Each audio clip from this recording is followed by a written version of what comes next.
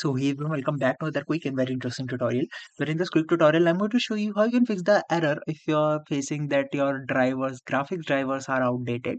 Now, in order to fix that, simply right click on the start menu and click on this option of device manager. Once you are in the device manager, you need to go to this option of monitor right there or the display adapter.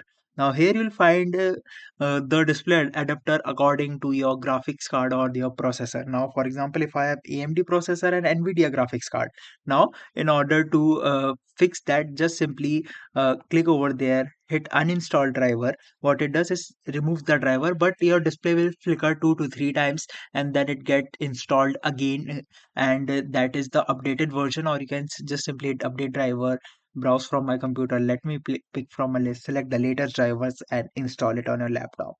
Alright, so that's it for this tutorial. I hope this video will be helpful for you. Make sure to hit the like button and subscribe button for more such helpful and interesting tutorials.